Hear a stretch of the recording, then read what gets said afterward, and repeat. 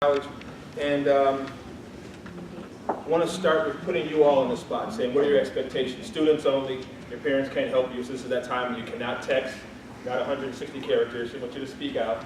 So for students, what are you expecting from this session or expecting from me as you're here this evening? Yes? To learn about the college essay. Of course, right? That's why you're here. Learn about the college essay. Anything else anything specifically about the college essay that you're having concerns or questions about? Anyone? Bueller? Only parents got that joke, right? Anyways, I'm going to keep on going there.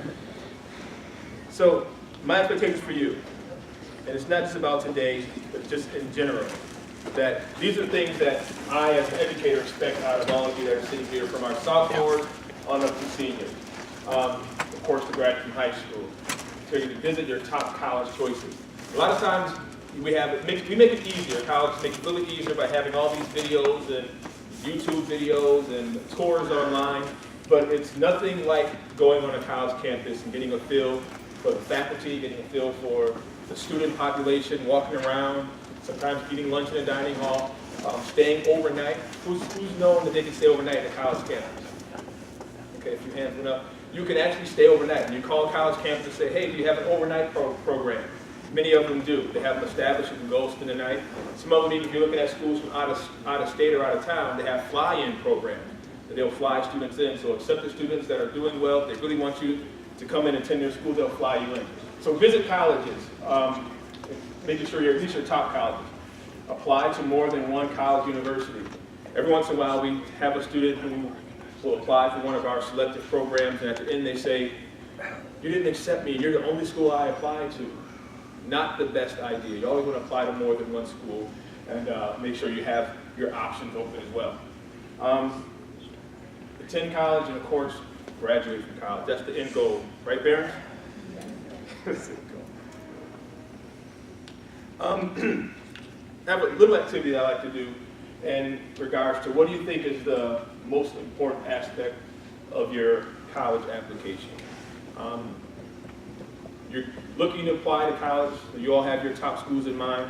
What do you think that school is going to weigh as the most important part of your application?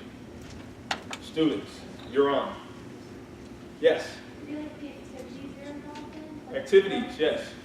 So activities, a lot of times we call it activity resume. Some students don't have permanent or part-time or full-time jobs, so we call it activities resume. So any type of volunteer work you do, any type of work that you're doing, anything you're involved in, you're in a high school musical, you're in the band, you went to band camp, all that good stuff, all those activities. So an activity resume if you don't currently work, so great.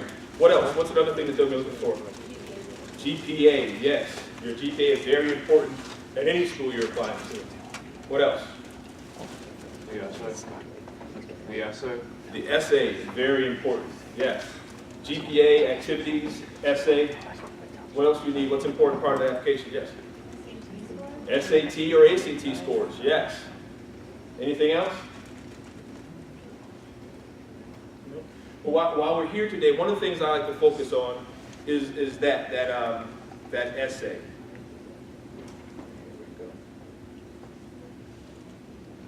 Is that essay.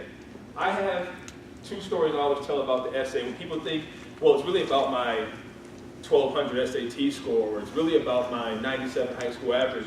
Sometimes the essay is the thing that is the tipping factor, or that will put students over the edge in the positive realm.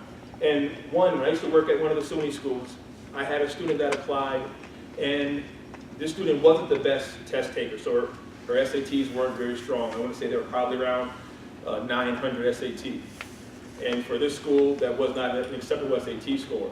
High school average was probably about an 87 high school average, which was a solid, strong high school average. But for the communications program that she was applying to, she was not acceptable. So one of the things she did was she wrote a really, really strong essay. In her essay, she talked about how she wrote for her local newspaper, and she talked about the stories that she covered. And then she went on to submit those stories that she wrote her local newspaper in her application package. So she sent all these newspaper articles, and as we're looking at her essay and how passionate she was about writing and being a communications major and all the things she had already done, my thought was, wow, here's a student that's in high school that's already doing the things we want them to do after they graduate. So she was well into the process. So I kind of felt like I can't tell the student no. She's a great writer. She wrote a strong essay. I accepted that student. And I can't say it was based on her SATs because they weren't strong. It wasn't about her high school average, but it was pretty much all in her essay because of what she wrote and the evidence of the article she wrote in her local paper that she sent along. I accepted her. The other one was more recent. The other one was probably about 6 years ago, and it was currently at Daemen College. I had a student that wrote a really moving essay. And this student was looking to be an educator. She was applying to be an education major. She wrote her essay talking about her experience over the last 3 years in high school. But when I went to this student's high school average, her high school average was about a 75. So I'm thinking, first of all, 75, she's not going to be at least successful here. I can't accept this student. Her SATs were about 1,000, strong SATs. So I figured it's a story here. Anytime I see a high SAT and a low or below average high school average, I feel like there's a story here. So I go to her essay. I'm reading through her essay, and she spoke about her freshman year being very involved in school, loving the environment she was at, lots of friends. And she talked about her sophomore year, volunteering at the school musicals and being really involved. And she mentioned how in her junior year, how her grades dropped. And she said her junior year, she missed a lot of school, and she had surgeries that she had to go through, and that's why she missed a lot of, she was absent a lot from school. So I went to her transcript and said, well, how many days was she absent? She was absent over 100 days. Again, I'm thinking, there's a story here. So I go back to the essay, and then she talked about how she's back in school now, and everything is going well. And she kind of had a transition that says, well, you're probably wondering what happened. And yeah, I'm reading this essay, really want to know what happened. This student walked to the store on the east side of Buffalo while there was a gunfight, got shot by a bullet, but hit in her back, was paralyzed. So after she went on to miss school, she had multiple surgeries. Fast forward to her senior year, she's back in school, her grades are coming back up, her attendance is up, and she's applying to Daemen College. I'm reading this thinking, I can't tell this student no. It's not about she doesn't have the ability to be a good student. She had she was shot, she's paralyzed now. Now she wants to go back. Long story short, because of her essay, I accepted her. She did graduate, she's currently a teacher right now. So at times, your essay is the one thing that can really take you over the top. Don't count yourself out and say, I don't have the grades for this program, I can't get into this school. That essay for those two students, with my personal experience, was the thing that brought them over and why they both got accepted. And they both were successful after that. So I feel like having a holistic process is really important, but the essay was key there. So, other reasons why the college essay is important.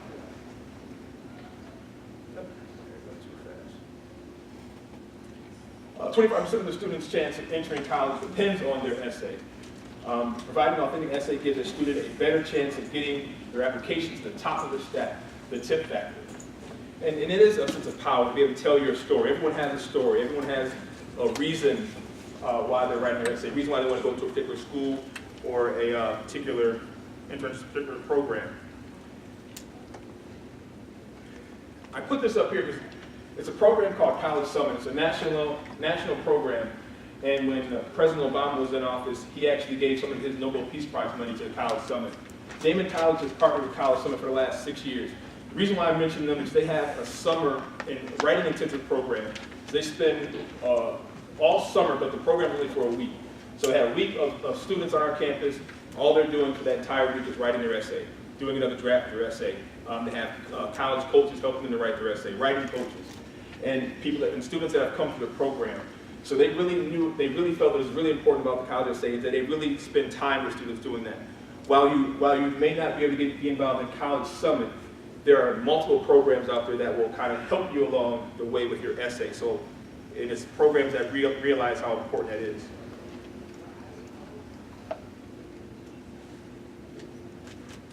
What makes a good essay? Students make the mistake of guessing what admissions officers want to hear. The difference between a compelling essay and a run-of-the-mill one is the integrity and sincerity of the student voice. A good application reads like a good book. It has plot, it has character, it has development, it has twists and turns, it has humor, it has pain, and other sublime subjects. There's a balance of description and reflection, and energy and vitality is reflected. So when you're writing your essay, You want to make sure that it's not just an essay about writing your college essay. You want to make sure that they get to know you a little bit more. They get a better idea of who you are and why you want to attend that institution. So what should you write about? Your favorite book, your leadership ability, leadership involvement. So many of you are on teams, be it basketball, swim team, you're in different clubs. You can write about your leadership in those clubs. Why this major? What majors are represented here? What majors are you thinking about? Anyone? No wrong answers. Yes? Education. Be able to write and tell them why you want to be an educator. You know, you just don't quote, I believe the children are our future. Teach them well and let them lead the way. Show them all the beauty they can. They probably heard that one before. Yeah. What other majors are represented? Yes? Culinary. That's one of my favorite. People talk about the freshman 15, I tell them to worry about it. It's about the alumni 50. So culinary is also, it's about the passion you have with the field that you want to go into. When I first went to school, I started off with a social work major, and I changed from social work to education, but it was about, I wanted to help people, I wanted to work with youth, and I love my social work classes, but I started to realize in my social work classes that by the time they come to me as a social worker, they have already been through so many things that if I'm a teacher, I can help them because teachers are mandated reporters, which means if you're a teacher in a classroom, if anything is happening with that student and you know about it, you have to report it. So I felt that was a better way for me to get in touch with what was going on with those students early on.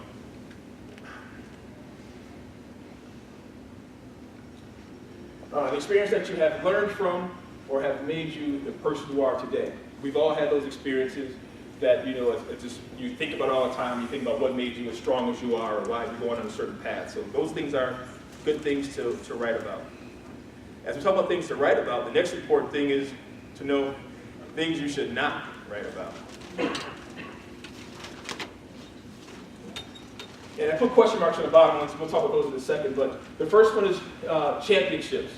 You know, basketball team, we practiced all season, we had a great season, we worked really hard, we won the championship. You know, it's almost like a predictable story. So while it may be really empowering, that's, you know, something that we've all seen and we've all heard before.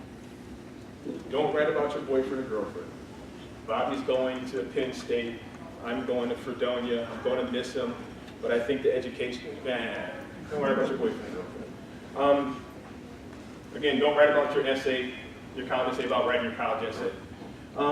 I say family members, religion, faith, question mark, politics, question mark, because there's always good stories there, so I don't want to rule it out totally. But with a family member, I have read some great ones with regards to healthcare. Dayton has a lot of healthcare programs. One recently, even this year, was a student that wanted to enter into our physician assistant program, and it was because her grandfather had been diagnosed with cancer, and the trips back and forth to Roswell, and seeing how the nurses worked and the PAs worked with her grandfather, she felt like, wow, this is what I want to do. I want to be a PA. They did so much for my family, work with my granddad. That's why she wanted to do it. So when I read that story, it was really moving, so I can't count family members totally out. But again, it has to be that essay that really has meaning to you. You have to feel passionate about it. Religion and faith. Depends on, sometimes the school where you're applying to, of course, with the school that's based in a Catholic institution, that'd be the best thing to write about. If that's a part of who you are, and that's a part of what makes you get up in the morning, well, that's what you're passionate about, and I can't say not to write about it. Politics, you know, people say don't even talk about politics at work sometimes. So politics is always a touchy subject. You're writing about how you believe Trump is doing an amazing job, and the admissions counselor is looking at that saying, they can put their personal influence on there, or vice versa. You can say something negative about our president, and the counselor says, what? I can't believe you did this. Based on that, I don't think you'll be a good fit for our political science program. So you never know. You don't want anyone's personal opinion to come in and sabotage. Is that right to do? No. But people are human and things do happen. Any questions? I'm kind of moving through these. Yes? Do you think acceptance rate is higher for students who have a specific and clear academic path, or students who are uncertain? Should students have a clear, specific academic path? Great question. Great question. I don't think the acceptance rate is higher based on that. because about 25% of the incoming class at Damon comes in undeclared. And that's that student that really says, you know, I really don't know what I want to do. I love the environment. I want to come here and study. So I wouldn't say it's higher, but I will say we still have students and sometimes high school counselors telling students, well, that's a really tough program to get into. So instead of applying to that program, apply undeclared, get in and change your major. That can be dangerous because some programs have caps and some programs have interview requirements. And if you were to do that, you can find yourself in a school and not have an ability to get to that program you want. But I think if you're truly undeclared or undecided and you're not sure, I say apply that way. Because now, most schools now will put you in a first-year program or an exploratory program will give you classes in different areas or disciplines that will help you to find out what you want to do. You take a class in social work and say, oh, this is just what I want to do, or this is not what I want to do. You take an education class and say, wow, this is exactly it. So sometimes if you do that, you still have time. Most schools, you're going to have at least 3 semesters to take an undeclared program before you have to go into a particular major.